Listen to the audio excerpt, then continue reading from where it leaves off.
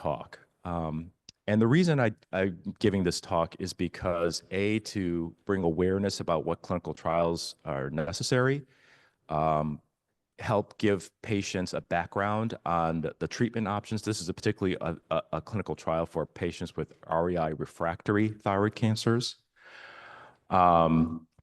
And find ways that we can help promote the accrual of the trials as well as gain funding.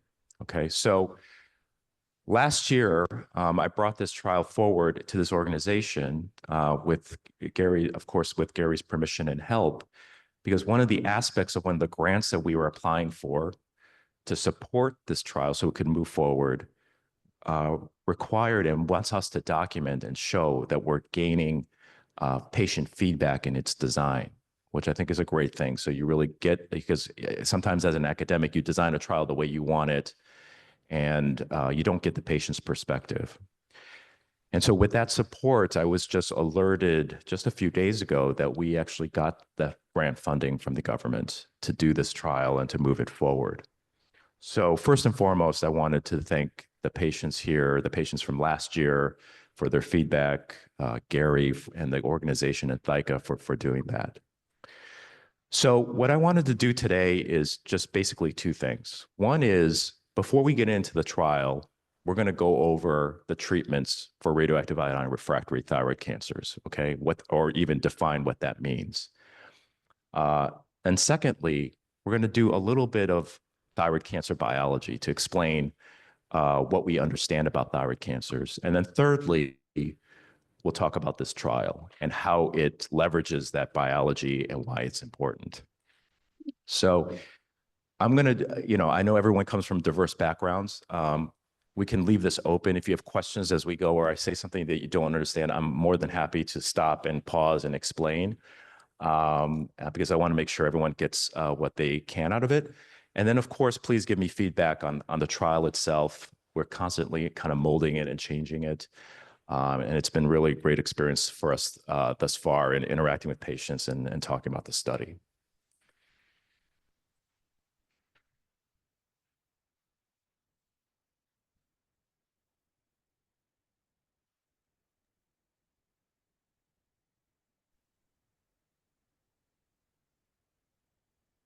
Hold on a second.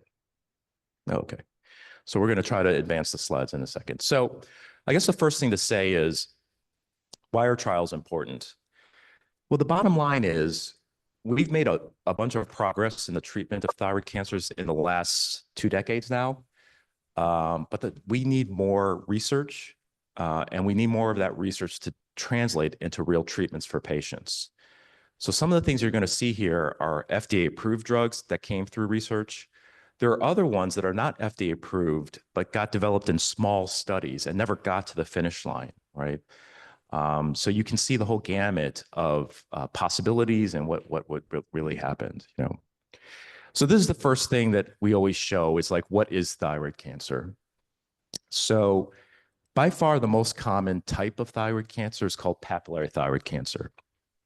And we roughly divide up the types of thyroid cancers by what cell in the thyroid they came from, okay? So the follicular cell is what creates thyroid hormone, all right? And why is it important to know where it came from? Well, because the cancers that come from these normal cells, they retain some of the properties of those cells. So number one thing about follicular cells and how they produce thyroid hormone is they take up iodine. Okay, so as many of you know, we use radioactive iodine. So that's iodine that's labeled with a that's radioactive and can be detected on scans or as treatment. The reason we're able to do that is because when you get a cancer that arises from here, these cancers to different degrees retain the ability of the original follicular cell to take up iodine. So if you selectively take up that agent, we can give it to you orally. It's radio-labeled, it goes throughout the body, but it's soaked up specifically in the thyroid cancers that still retain that ability to take up radioactive iodine, okay? So the most common thyroid cancer overall, and the most common thyroid cancer that originates from these iodine-avid follicular cells are papillary thyroid cancers. This represents about 80% of the disease. Then in much more rare settings, you have follicular cancers and Hürthle cell cancers. And it turns out that even though these cancers also arise from the follicular cells, when you look at their genes and their DNA, they're quite different. And they even speak to different treatment approaches, which we'll talk about. And then this last category here is a special one. It's called anaplastic thyroid cancer. Okay. So remember I said some of these cancers retain the characteristics of the original follicular cell. The truth is it doesn't retain it 100%, of course. That's why they're cancers.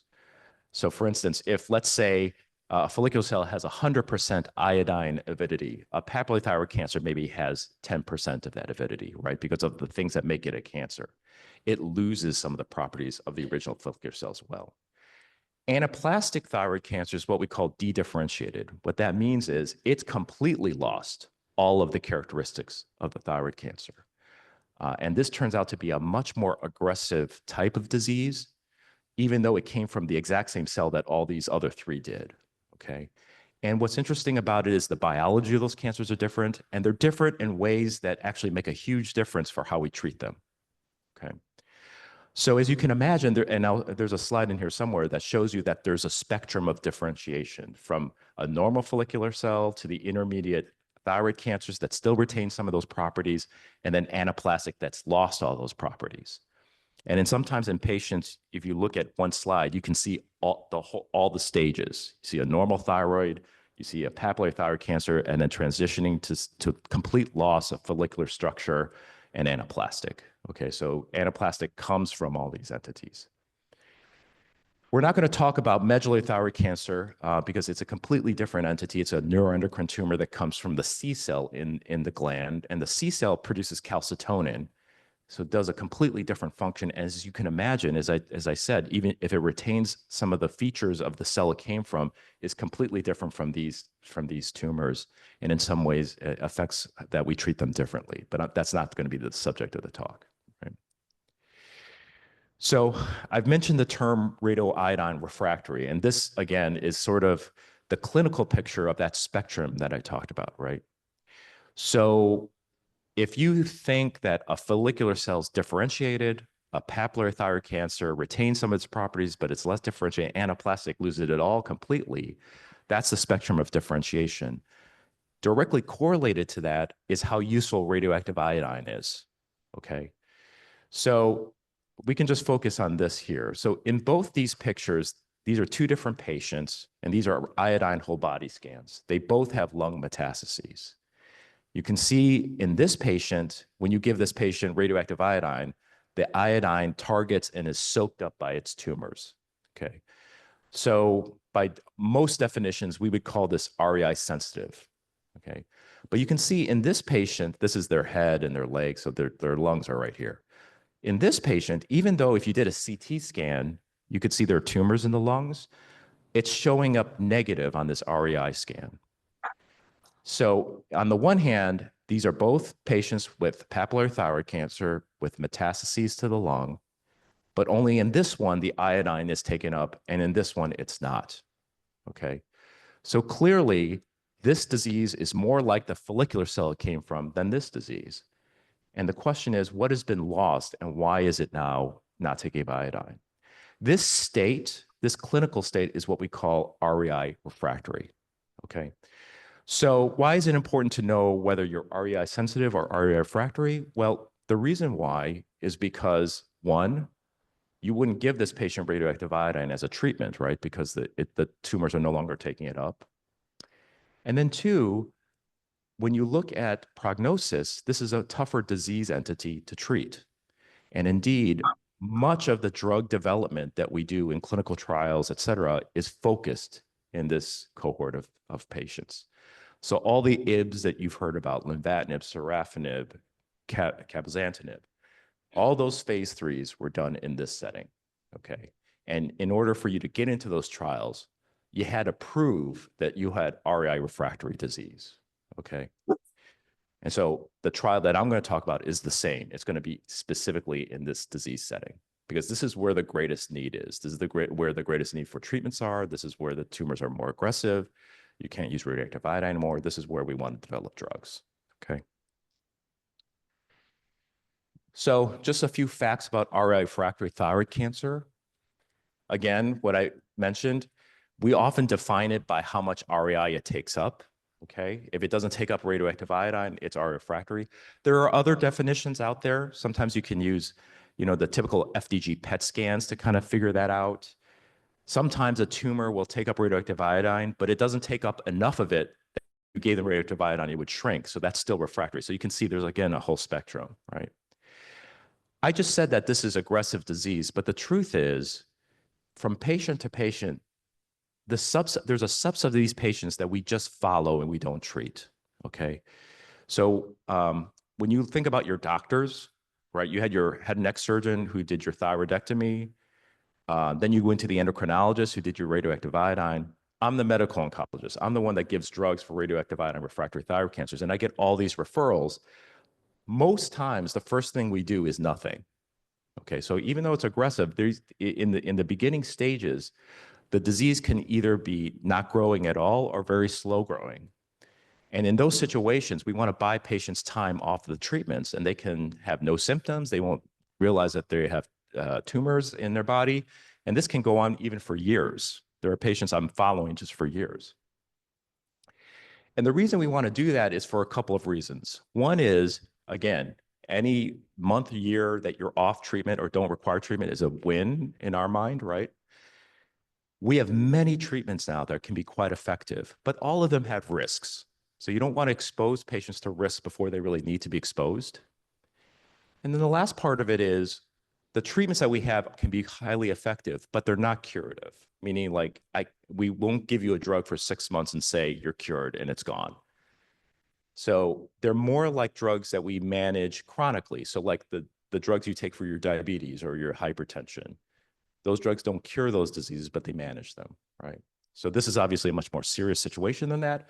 But given that, you can see there's high value in like holding off on using those treatments until you really need them and not exposing you to the side effects if you can help it, okay? So, when I first started studying thyroid cancer, there were no phase 3 trials and no FDA approved, well, there are no truly FDA approved drugs. And since then, all 3 of these trials have been done since I've been in the field. Okay, the Decision trial, which led to the approval of sorafenib, the Select trial that led to the approval of lenvatinib, and most recently, Cosmic 311. So this led to the approval of cabozantinib. Now, these drugs are all what we call TKIs or tyrosine kinase inhibitors. They all work sort of in similar ways. They inhibit the same bodies of proteins. At the same time, though, they're not completely redundant. If you grow on sorafenib, you can still respond to lenvatinib, okay? And Cosmic 311 specifically led to the approval of this drug in patients who had received these 2 drugs and had progressed. So it's a proof positive that even though they're all the same class, they all do sort of similar things, they're not completely redundant. So you can go sequence to sequence from one drug to another, okay? So as I mentioned, this is just what I talked about before. It's like the most important thing when seeing a patient with RAI-refractory thyroid cancer is not even what their treatment options are, but when is it the right time to treat? And the truth of the matter is, we often use these parameters, right? Well, we'll treat when the disease is growing or you have tumor-related symptoms. And that's the guidance that all of us use. But the problem is, you can tell just from this wording, there's huge spectrum of what that means, And in the end, we have to use our judgment about what is clinically significant progressive disease. I have plenty of patients that come in every 6 months and their tumors grow by a couple millimeters, and we just say, and they have no symptoms, and we don't do anything. The tumor's growing, but we're not doing anything. That's different than a patient who comes in and they've got a new tumor in the liver, or it grew by double. Obviously in those situations, that's more aggressive. You might say to yourself, well, let's treat now, okay? So a lot of this comes down to the clinical judgment of your medical oncologist. And the truth of the matter is, there isn't any like hard rule about how you'd make this decision, okay? And there is variance in practice that all are defensible. But this is why the patient's decision-making and what you guys want in terms of your treatment is so important to play into this, the risks and benefits of treatment, okay? I just show this because these are my colleagues at Memorial Sloan Kettering. This is Mike Tuttle and Mona Sabra. They're both endocrinologists, and they're really trying to tackle this problem by saying, well, instead of just leaving it to your judgment, maybe we could calculate a risk and say, let's use that calculated risk to make these decisions based upon the doubling time of their tumors. And so they published this paper that showed that you can correlate that to survival. So this is where we really want to go. We're not there yet, but with more sophisticated, maybe even AI-guided approaches, we might get there. Okay, so we talked about RA-refractory thyroid cancers. We talked about the fact that there are effective treatments, FDA-approved drugs, phase 3 trials. These are huge developments in the field that just happened in the last 15 years. So very promising points of progress. But the truth is, even if you got on those drugs and you benefited for years on those drugs, at some point you run out of options, okay? And that's the point of clinical trials. The short-term point of clinical trials is to expand your options, expand the number of therapies that can be considered for a patient. And it's particularly with agents that represent cutting-edge ideas, okay? Now, the flip side of it is, the reason they're clinical trials is because we don't for sure know whether the drugs work or not. They're based upon ideas and by hypotheses that we think are very strong, but the clinical trials are being done to really demonstrate that or prove that, okay? So one of the areas of heavy investigation is trying to develop drugs that target the biology of thyroid cancers in a much more selective way, okay? And that comes down to the gene level. So if you think about papillary thyroid cancers that we've been talking about, and you look at their genome, their DNA, there are a bunch of these genes that are in the same pathway that are all mutated, okay? So the most common of which is BRAF, which I'm sure many of you have heard of. It's a very famous gene. It's also mutated in melanoma. Almost half of papillary thyroid cancers will have a mutation in BRAF, okay? And then in patients with papillary thyroid cancer that don't have a mutation in BRAF, they may have mutations in other parts of this pathway and never at the same, not never, but almost never in the same time. You could have a mutation in RAS, you could have alterations in RET or TRK. And what that tells you is that this pathway overall is an important driver of cancer initiation and progression in this disease. And if we could develop drugs that target these nodes specifically or the pathway overall, maybe that would be an effective therapeutic for these cancers, okay? Follicular thyroid cancers, the other follicular-derived tumor, it turns out, is less common, and you can see that their genomic profile is quite different. Instead of being primarily BRAF-driven, they're more RAS-driven and driven by other alterations. But it goes to show that these different entities are biologically different. So if you were trying to find a personalized way to treat these tumors or a selective way to treat these tumors, you can tell that if you were a patient with follicular carcinoma versus papillary carcinoma, you very well might need a different selective approach, right? We, of course, know now, not based upon the names of these diseases, but on the mutation profile as we're doing more sequencing of tumors, exactly which of these mutations you have, okay? And this is just a slide to kind of illustrate that, again, over the last decade, what's been really promising is not only the approval of those 3 drugs that I mentioned, but there have been in the field development of a variety of these drugs that specifically target these mutations that we see in thyroid cancer. So BRAF has a number of different drugs that inhibit it that were originally developed in melanoma. Then you have these less frequent alterations. These are less than 10% of all thyroid cancers, but we have highly effective and well-tolerated drugs that can inhibit those, okay? And then we have MEK inhibitors, which we're going to talk about a little bit, that we have drugs that effectively target it, but actually have not come along as far in terms of being developed into treatments for thyroid cancer. And we'll talk about why.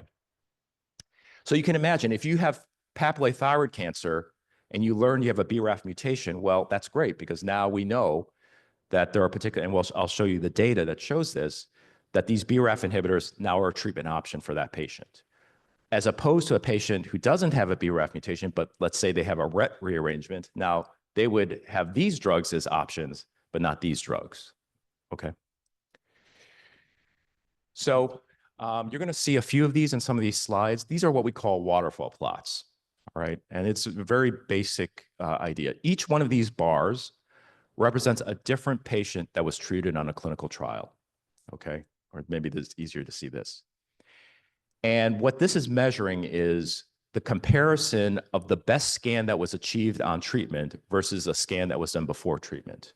So everything below 0 means that the patient's best outcome on a scan was shrinkage of their tumors. And this is the group shrinkage. So these two patients had 100% shrinkage of their tumors. And of course, if you're north of 0, then your tumors grew on treatment. Okay. When you hear us as oncologists say response, what we typically mean is what we call RECIST response. RECIST is a standard of measuring response. And that definition is of your target lesions, you have 30% or greater tumor regression. See this line here? Okay. So these are called responses. So these guys, even though they shrunk, would not be considered responders because they didn't respond enough. And then if your tumors grew by more than 20%, that's progression. So you can see in this example here, this patient here progressed, right? And then everything in between here is what we call stable disease. So you could have grown a little bit and could be called stable. You could have shrunk a little bit and be called stable, okay? So this was a highly effective drug treatment for RET-altered thyroid cancers, that one at the top of the diagram with this drug called selpercatinib. And you can see almost all patients, whether you had a RET fusion thyroid cancer or you had a RET mutated dysmedullary thyroid cancer, almost all the patients had some degree of tumor shrinkage and a really high rate of response. These are 79%. So 79% of patients had their target lesions shrink by 30% or more. Okay. I just show this because this is a rare subset of the disease, but it shows the promise of targeted therapies, right? So these are patients that could have gotten lenvatinib as well or sorafenib before being on the trial, but now you can see that they also can get selpercatinib and it can be quite effective, okay? So this is really the goal of what we want to develop on our clinical trials, more of these types of drugs that can be used for more patients. But if you don't have a RET mutation, you can't get this drug, okay? This is just another example of track rearrangements. Again, this is less than 5% of the disease, but we have really effective track inhibitors. Here are the patients with differentiated thyroid cancers and track rearrangements. You see, again, a lot of tumor regressions and responses. What's interesting here is in a very much smaller subset of anaplastic thyroid cancers with the same rearrangement, there were some responses, but not as many. Now, we need more patients to really understand if this is truly a difference, but it also speaks to another important thing that we have to keep in mind, which is that we have to never assume how a drug works in different settings. For instance, this inhibitor, this is the BRAF inhibitor, same thing, waterfall plot. Now you can see that in BRAF mutant thyroid cancers, this BRAF inhibitor, vemurafenib, worked well, but you can see that, you know, maybe not as well as all those other curves that we showed you, right? So I just showed you that all these genes work in the same pathways, and you should be inhibiting the same signals. Why is it that inhibiting the BRAF node and BRAF mutations is not as effective as inhibiting the RET node and RET mutations? We have some ideas about why that is, but it gets to the point I was trying to make earlier, which is we can't just assume we know what the outcomes of these trials are going to be. The complexities of the way that the drugs interact with the pathways, interact with the genes, are such that we really have to do these analyses so we understand what are the true response rates, what are the true risks and benefits of these treatments before we give them to patients widely. Again, that's the importance of doing clinical trials. So now you saw that the BRAF inhibitor worked, but it didn't work as well as maybe we would like. And so the idea was, well, oftentimes oncology, if it's always like more is better. If one drug didn't work, let's put two drugs together, okay? And so this combination, which is a BRAF inhibitor on its own versus a BRAF inhibitor plus a second drug called the MEK inhibitor, so that's inhibiting this node and this node together, this was actually approved first in melanoma because they demonstrated that these two drugs truly did work better than one. This is a randomized phase 2 study that was done at Ohio State by colleagues of ours. And what you see is, wait, actually the response rate was not better. Okay, now there are different subsets of these patients where you definitely saw that the 2 drugs were better than 1, but the overall population didn't give us the better response rates that we expected. Again, just because it worked well in one disease doesn't mean that you can, it's definitely going to be the case in thyroid cancer. So you have to do the trials. Okay. This is the slide I was thinking about, where you have the spectrum of differentiation. So again, the papillary thyroid cancers that retains all those characteristics of the follicular gland versus anaplastic that are dedifferentiated. And you have in between an entity we call poorly differentiated, right? So you go from being follicular-like, less follicular-like, not follicular-like at all. And it turns out that if you look at other aspects of the biology of these tumors, you can see differences. These are genetically more complex. This turns out to be much more inflamed. There are a lot more immune cells, and we'll talk about why that's important, actually. And so even though you have this spectrum, and they may have the same mutations, like you have a BRAF mutation in all of these entities, or a RAS mutation in all these entities, because they're less like the follicular cell, they have all these other biologic characteristics that make them different. And it turns out these also make a difference in how they respond to treatments. Okay. So this is one example, right? So this is that randomized phase 2 Ohio State data I just showed you, where they compared 1 drug versus 2 in BRAF and thyroid cancers, and not a dramatically improvement in response rate. Okay. If you did the same experiment in anaplastic thyroid cancers with BRAF mutations, okay, well, just the BRAF inhibitor alone looked similar to the papillary. But look what happens when you do the doublet here versus in papillary. Much better. And in fact, this is a paradigm shifting observation, because this is a deadly disease for which we didn't really have very effective therapeutics. And this was a trial that was led by MD Anderson here at Houston. And these are the waterfall plots, okay? So this was a huge piece of news for the field, because now we have such an effective therapeutic where we didn't before by combining these. But the other lesson here is, again, these are all thyroid cancers up here and here. This is anaplastic, this is papillary, but the way that the tumors responded were different. Even though they had the same mutation, even though they came from the same place. So those biologic differences I showed you on the last slides is the main reason why there are differences in the way they responded, which we'll talk about. Okay. So the other unique thing about targeting this pathway, this MAP kinase pathway, BRAF, RAS, and all those other things, is that we've discovered that you can use drugs that target these pathways as treatments in different ways. Okay, what do I mean by that? Well, the first way is to give patients the drug so that they're on it continuously, right? And then you measure a scan 2 months into treatment, then 4 months, then 8 months. And what you're expecting is this, that the tumors are shrinking on the treatment. That is 99.8% of the way that all drugs are used in oncology, okay? We want the drug to kill or inhibit the growth of tumors. And indeed, if you inhibit BRAF or you inhibit RET, that's what you get. But it turns out that thyroid cancer has more complexity to it, and in ways that give us advantages about how we could use these drugs in different ways. For instance, the BRAF mutant inhibitors that we use in thyroid cancers are the same ones we use in melanoma, and we use it in the same way. But there's other ways that we can use it in thyroid cancer that you can't use it in melanoma. And what I mean by that is, it turns out that these mutations in this pathway, BRAF and the RAS, they not only push the tumors to grow, but they also are one of the critical reasons why tumors lack the ability to take up radioactive iodine. So if you go back to those scans I showed you about the 2 patients with the lung metastases, right?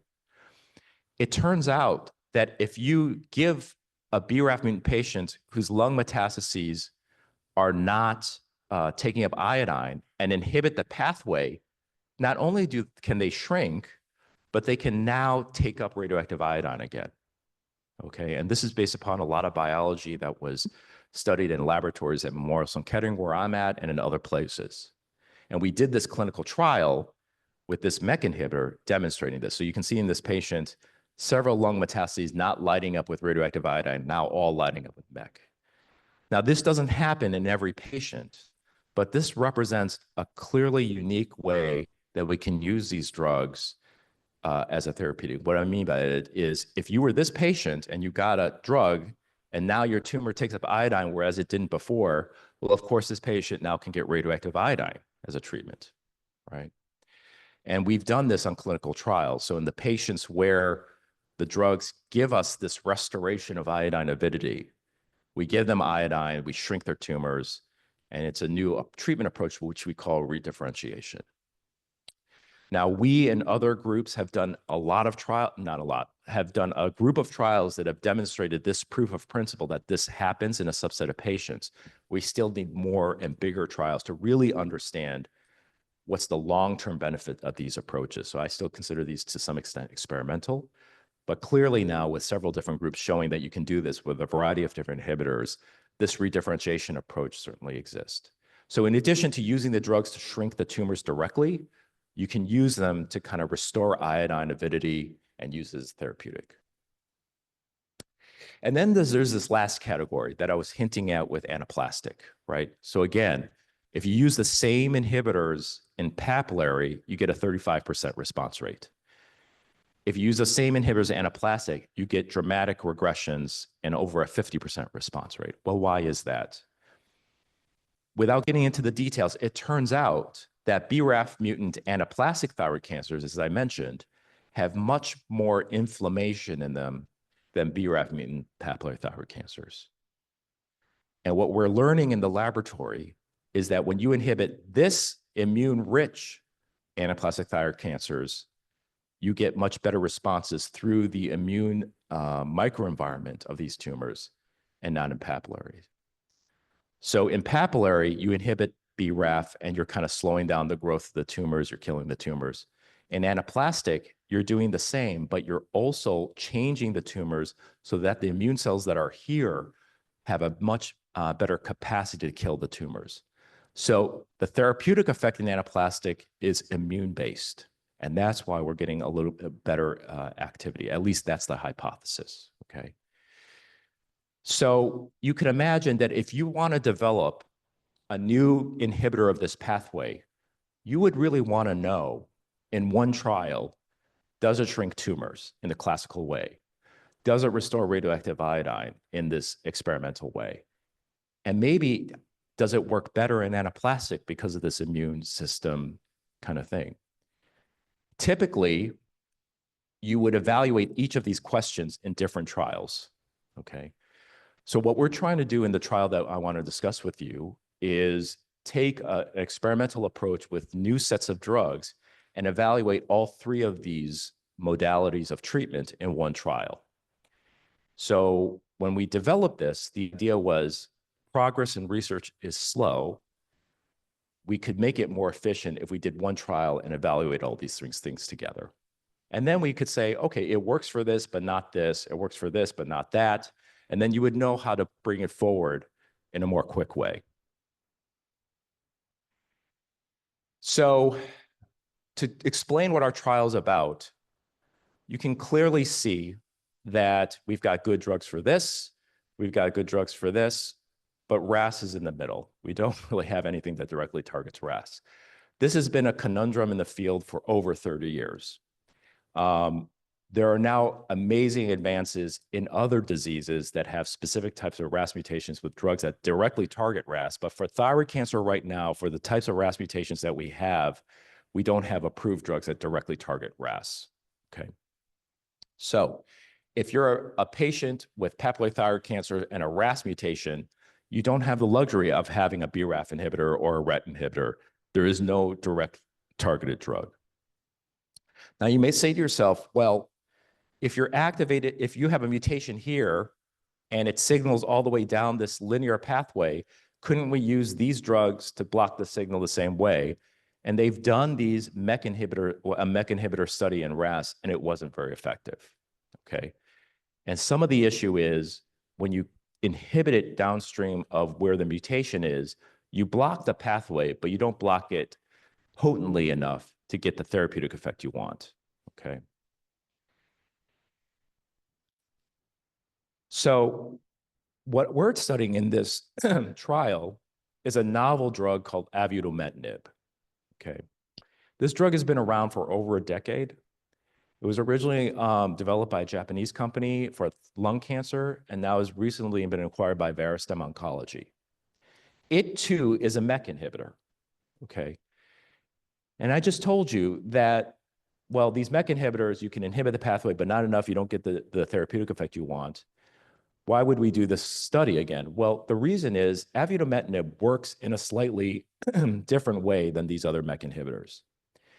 It not only inhibits MEK, but it changes the way that the MEK folds, the protein folds, so that it's not only inhibited, so you block this signal down here, but it also goes and binds BRAF and locks it so that you essentially are inhibiting BRAF and MEK together, okay?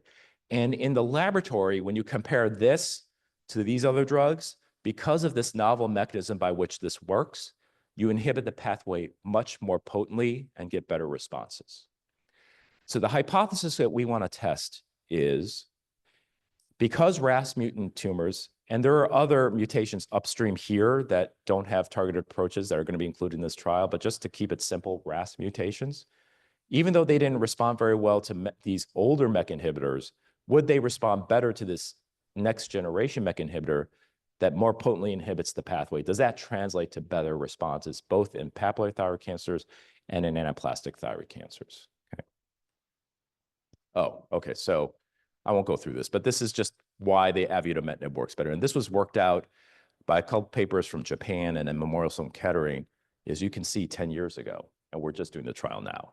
Okay, so just kind of speaks to some of the challenges here. And we've seen in thyroid cancer mouse models that in fact, this drug works better than the older MEK inhibitors. So Verastem Oncology took up this drug because they saw the promise of it. And I will say that there are several different other companies developing other drugs that are similar to this now. And the first thing that they did was not develop it for thyroid cancer, okay? They developed it for a rare subset of ovarian cancer. That's what this stands for, LGOSC. This is low-grade ovarian serous carcinoma. This is a rare subset of typical ovarian cancer. Why would they do that? Well, because LGOSC type of ovarian cancer has a very high rate of RAS mutations, okay?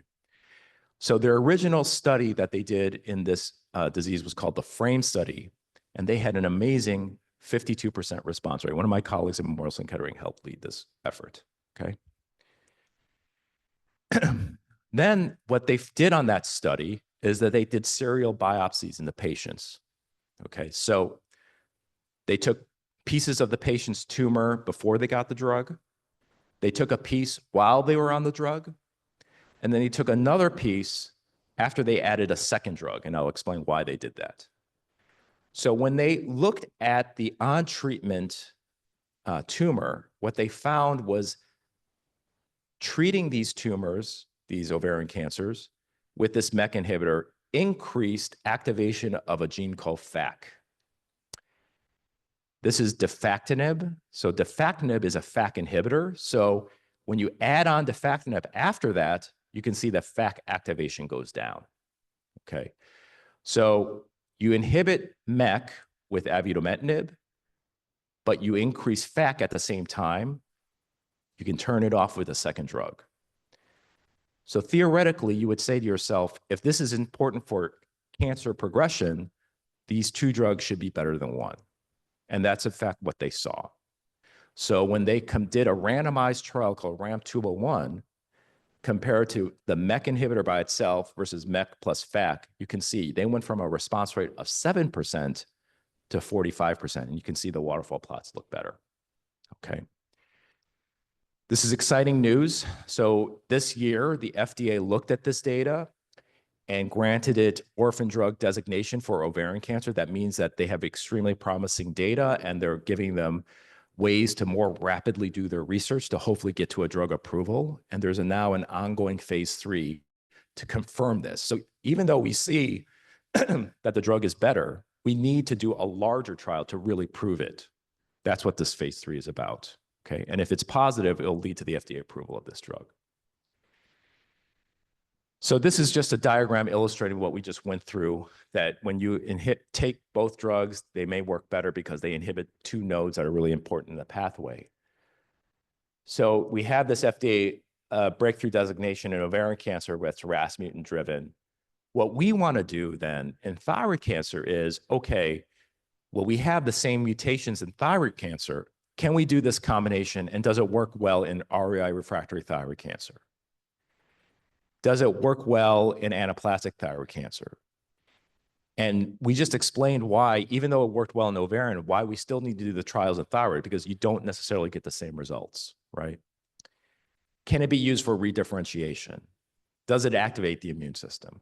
So those three things that we went through about how these drugs can work against thyroid cancer, we want to test all of these questions in the same trial. So, thankfully, there is a way to do this. It, of course, makes it complicated, but this is essentially what we're doing. So we're taking patients who have RAI-refractory thyroid cancer that has one of these mutations. So the most common is the RAS. That's the one we've been talking about. If you have RAI-refractory metastatic thyroid cancer with one of these mutations and your tumors are growing and you have differentiated thyroid cancer or papillary or follicular thyroid cancer, you could go in this group. If you have the same mutation and you have anaplastic thyroid cancer, you would go in this group. In both of these groups, you get the same drugs. You get treated the same way. You keep on going with treatment unless the tumors start growing again, right? Or you don't tolerate the drug well. And that's what this says, okay? But remember, we also want to test redifferentiation. So in the papillary thyroid group, these patients not only get assessed with scans in the normal way, in the typical way, but we also are going to check iodine scans before and while they're on the drug to see, okay, do these drugs also restore radioactive iodine restoration?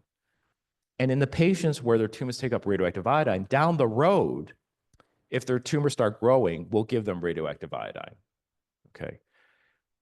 You may ask, why aren't we doing this anaplastic? Well, it turns out that the genetic complexity of anaplastics are such that this redifferentiation approach is much less likely to work in anaplastic. And this is such an aggressive disease that we are not doing this redifferentiation approach here, okay?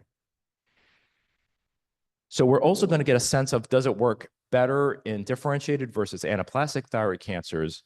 But we really need to understand why. And like they did in the ovarian study, we're going to do 2 research biopsies, one before you start the drug and when you're on it. And one of the main things that we're going to be looking for here is, can we see evidence of immune activation with the drug treatments? Okay, so in these kind of complex ways, we are answering, does it work in papillary? Does it work in anaplastic? Does it work for redifferentiation? Does it activate the immune system? Okay. But with patient feedback, we also had to amend this design because, as you can tell, this is complicated and it can be burdensome for patients. So in patients with rapidly progressive disease, we made some of these aspects of the trial voluntary, okay, so that we don't delay getting patients to treatment if they need to be on the treatment rapidly and the logistics of the trial are such that it's too hard for them to do that. So this is the research biopsy stuff. It's mandatory, except if it's not safe, if it's not accessible, et cetera. So there are exceptions to not do the biopsies in case for safety reasons. I'm not going to go through all of this, but when we do a trial, you have different objectives. There's the primary objective. This is the main reason we're doing the trial. And it's important because the statistical design is such that it's powered to answer this main question, okay? And the main question we want to ask is, do patients with these mutations respond? That response criteria said, do the RAI-refractory differentiated thyroid cancer respond? And then a separate question is, do the anaplastic thyroid cancer patients respond? That's the main thing. Then we have secondary objectives, things that we're going to measure on the study, but they're not powered to be answered like in a definitive way. How long can patients remain on the treatment without tumors growing? How safe is it for our patients? And in the differentiated patients where we're checking redifferentiation, how many of them will have new or increased radioactive iodine avidity with the drug? And how many of them respond to I-131? The exploratory objectives are all focused on the biopsies. So once we collect those tumors, we're going to do a huge number of analyses to understand what pathways we're inhibiting, how the immune system is changing, to get us a better sense of how the drugs are working. And ideally, doing these studies, so when we do the next trial, we'll know what's the optimal combination to test. What are the optimal patients to select for that trial? So we're trying to find biomarkers to help us do that. It's an unusual schedule. These are both oral drugs. So we're giving these two drugs together on a 3 weeks on, 1 week off schedule, meaning that you take the drugs for 3 weeks in a row, and then you get a week off.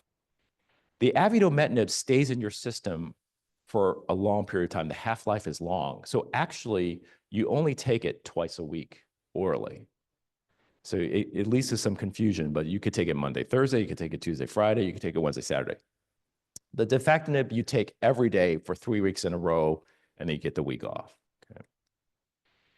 So what are the side effects? Well, many of the side effects of avidamentinib are typical of MEK inhibitors that have been FDA approved. By far, the most common is an acne-like rash that can occur on the face and on the trunk. Sometimes we'll give patients antibiotics to make this appear less frequently and less severely, but this is a known side effect of this class. The other important one is it can raise your blood pressure, it can cause swelling in the legs, but the one that's really important is that it can cause blurred vision, okay? Now, there are two types of blurred vision it can cause. It can cause blurred vision after the first couple of doses that just dissipates. The rare but more serious is that it can cause retinal detachments, and this is an effect of all the drugs in this class again.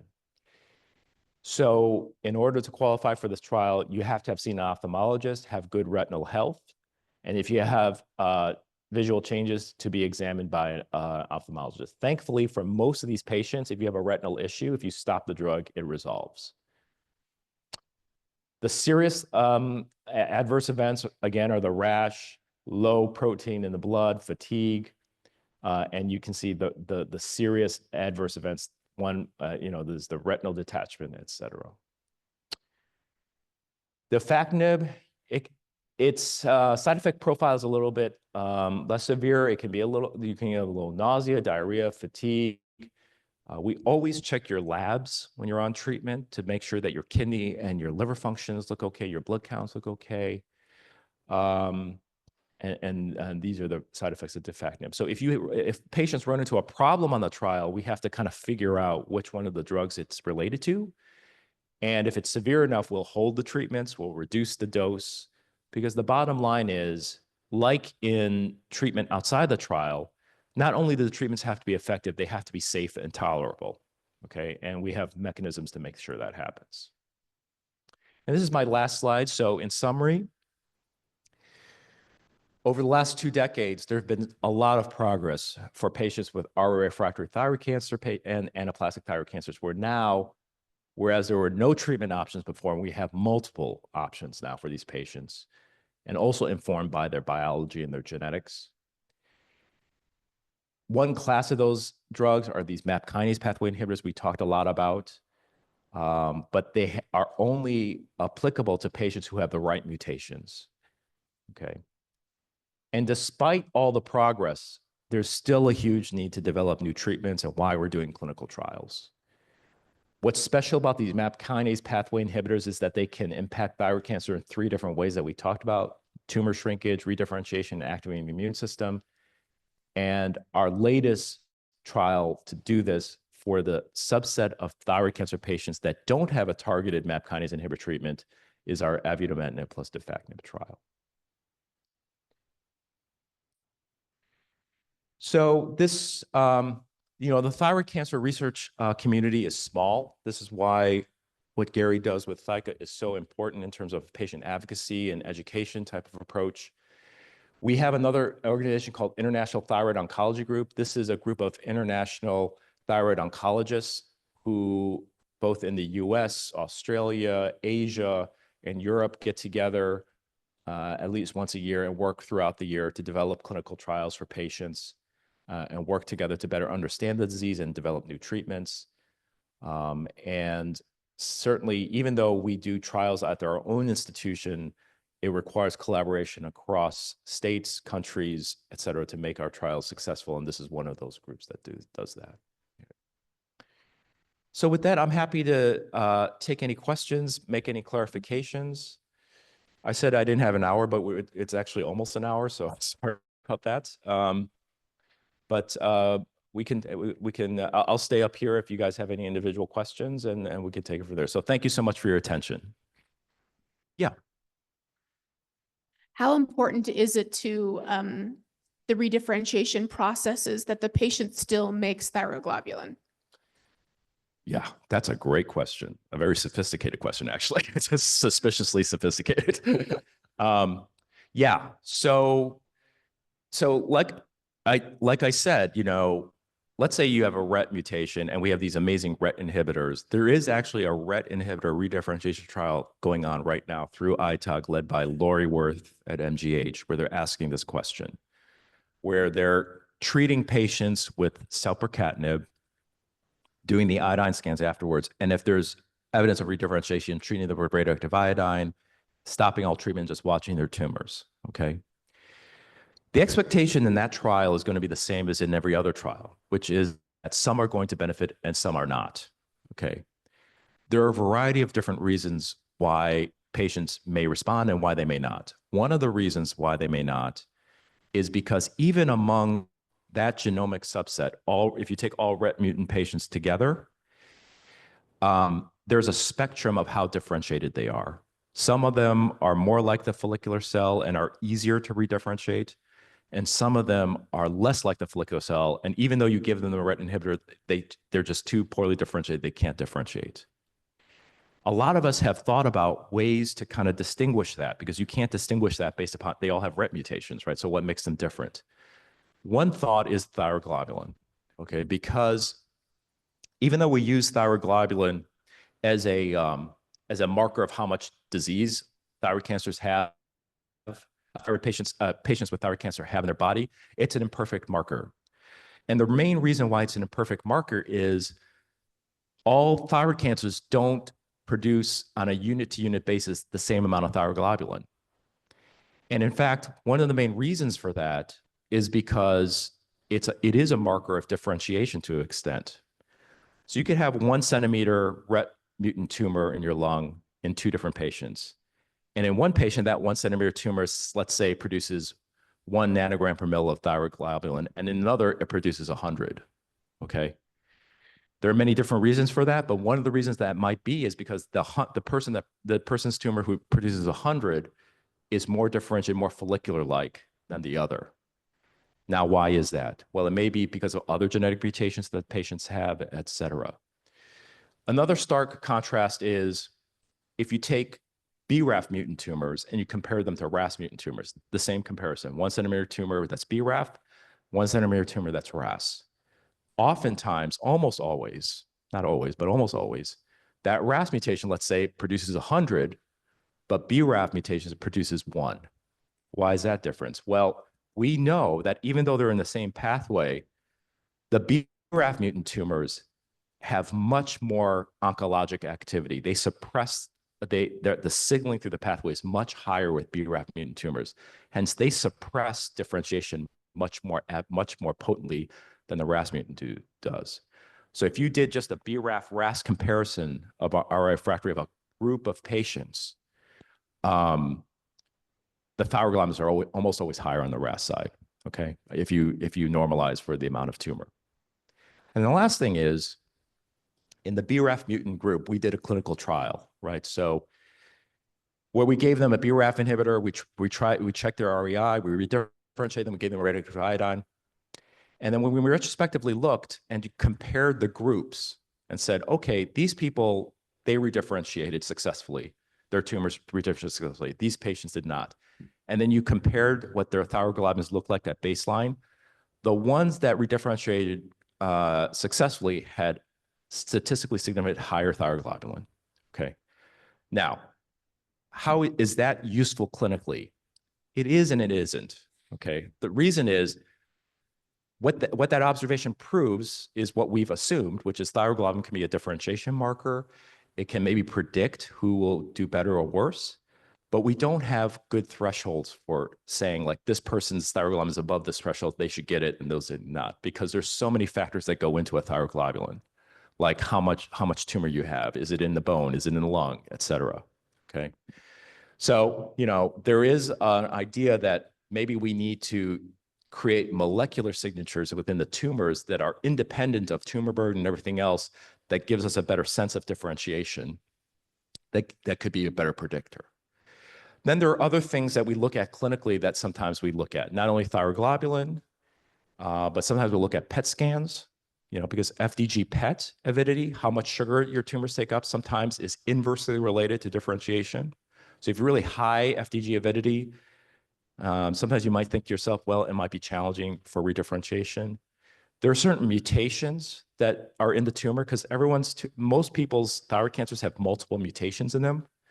There are other co-mutations that go on the RET that we've demonstrated in the laboratory that can mediate some resistance, right? So there are no absolutes when you try to figure these things out, but there are these kind of relative like factors that we think about when we're trying to figure what works and what doesn't work. But the main thing about RET and redifferentiation is there's a trial now because, a lot of what we've derived about what makes redifferentiation successful or not, were done mostly in non-RET situations, so like in RAF situations or RAS situations. So the trial is really important to kind of get more specific about RET. Yes, right now. Yeah. But theoretically, any other RET inhibitor should work, right? Yeah. Yeah. I'm going to try to do the exact opposite and ask a stupid question. Okay. Okay. So we appreciate all the work that is done in clinical trials. You're saving lives. That's cool. But the pathway you were talking about, there are some people, in fact, statistically, at least half, maybe more than half, that have no mutation. Is that correct? So you could estimate, if you just took papillary thyroid cancer, you could probably estimate about 70% will have one of those mutations. But there's a good proportion of which are RAS, which don't really have effective drugs. So you could, so your estimate about half who maybe has a mutation and that mutation is relevant for a drug is probably about right. Yeah. So when are we going to start studying thyroid cancers that have no mutation? Yes. Well, that is a very good question. So you failed. No. So in some ways, that's what this trial is about, right? Is to address a mutation in that pathway that doesn't have a drug. But what about the 30%? So that 30% has been kind of referred to in a lot of different ways, like dark matter, or like, okay. So the question is, when you do the sequencing, the low-lying fruit is not evident in those genomes. It turns out that there's a portion of those patients that are still driven by that pathway, if you check different ways about how that pathway is activated, but we just don't know why. So which makes it hard to target. So for instance, in the first redifferentiation trial that we did, we didn't match BRAF mutations to BRAF inhibitors, et cetera. We just took everybody and then we treated them with a MEK inhibitor. And you broke it down to different categories. And one category was no BRAF mutation, no RAS mutation, right? It gangbusters effective, but there were one or two patients that still respond to the MEK inhibitor in that situation. So demonstrating that there is still some activation of that pathway that's relevant, but we don't know why. And it's hard to understand and know why. To your point, though, beyond this pathway, there are other mutations that occur in thyroid cancer, some of which are targetable and being developed in other diseases. So other clinical trials, other early phase trials to kind of get patients on when their mutation matches that profile is going to be important. So yes, it's true that we don't, there's a huge knowledge gap for those patients. But it is also true that there may be a portion of them for which that pathway is still relevant, and we just don't understand why that is. Yeah. So for RAS, are there some kind of drugs that stimulate inflammation that haven't been tried? Because it sounds like if you Yeah. can induce, I mean, not induce, but if you can somehow make it inflame, just like with an anaplastic, then sounds like you can redifferentiate and try to do Yes. RAI or something like that. So are there some kind of inflammatory drugs that we did not think about? Yes. Kind of outside of all the. Yeah. So one thing that I didn't mention at all are these immunotherapies, right? So what are immunotherapies? So everything I just showed you are drugs that are targeting the tumor cells themselves, some aspect of their biology themselves. Immunotherapies, which I'm sure you've all heard the names like Keytruda or Opdivo, the way that those drugs work is they're actually targeting the immune system. So essentially the way that those drugs work is that they release the brake off of your T cells so that T cells so what happens is, for a cancer to be a cancer, there are a lot of different things that have to happen. One of the things that has to happen is that the cancer has to mask itself from the immune system. If it didn't hide itself from the immune system would clear out the tumors themselves. This is happening all the time, stochastically in your body. One of the ways they do that is by expressing proteins that turn off the T cells that are around in the microenvironment, okay? So these immunotherapies, the ones that have been established, which we call T cell immune checkpoint blockade, are antibodies that basically block that masking from happening, unmask the tumors from the immune system, and now the immune system attacks the tumors, okay? So in instances where those drugs work really well, what happens is you give those patients the drug, you get a huge burst of inflammation in the tumor, and that inflammation is tumor-directed. It's called what we call immune rejection of the tumor. And in instances where that happens, you get dramatic responses and really durable. This has been paradigm shifting for so many diseases. For melanoma, when I first trained in melanoma is universally lethal disease. With BRAF inhibitors and with immunotherapies, there are patients now some being cured, okay? The issue with immunotherapy is it doesn't work at the same rates in all diseases, okay? So let's say in some, like in melanoma, let's say the response rate is 40%. Let's say in head and neck cancer, something that I also treat, it's 15%, right? And the reasons for that are hard to kind of get at. So have there been immunotherapy trials in thyroid cancer? There have, and they've been sort of disappointing. So if you take those same immunotherapies and differentiate papillary thyroid cancers, the response rate's a little less than 10%. Now, you may say, okay, but anaplastic, those are inflamed, right? So those should respond better. And what has been surprising to the field is the results are sort of mixed. We did a trial of 2 immunotherapies together in anaplastic, 0 responses, okay? A multi-center study led by Harvard with PD-1 inhibitor, 15 to 20% response. MD Anderson has shown that if you add it to the targeted drugs, you might prolong response and get better survival out of patients, right? So there is room for these ideas, but they just haven't been developed fully enough to really truly understand their benefit. Based on some of the data, for instance, some people will do dabrafenib, trametinib, and the PD-1 inhibitor for BRAF immunoanaplastic. There's data for putting lenvatinib and immunotherapy together that looks very promising for some anaplastics and even some differentiateds. But getting back to this thing about clinical trials is these were all done in small trials.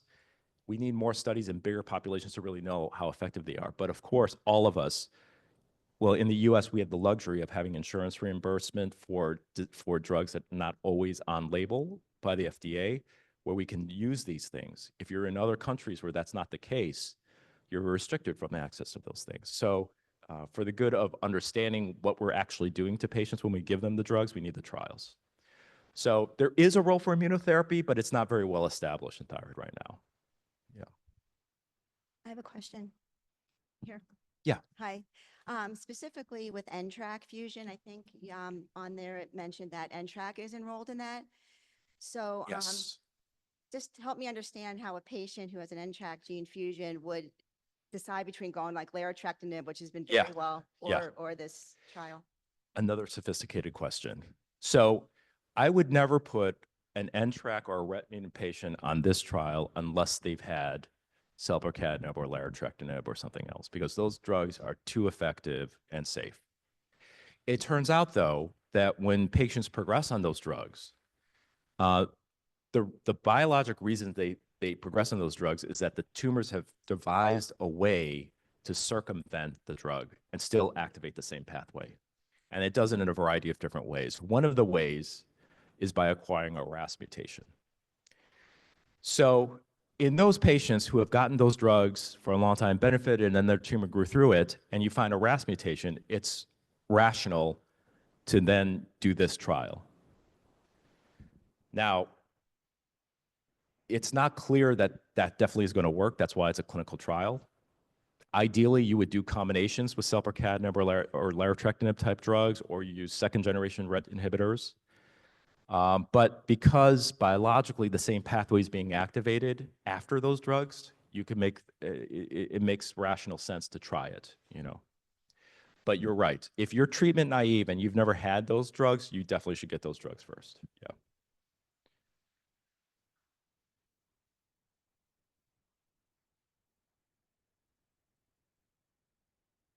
RAS, yeah, there is an entity called NIFT-P, which is for a long time was thought to be an early stage cancer. Now we actually have characterized it as a benign entity that's RAS driven. So just having the mutation alone doesn't make you, in that specific instance, doesn't make you ultimately cancer. Right? Not always. There are papillary thyroid cancers that are RAS mutant. Yeah. Yeah. Same thing for anaplastic. All those mutations that you saw, they can all occur in anaplastic.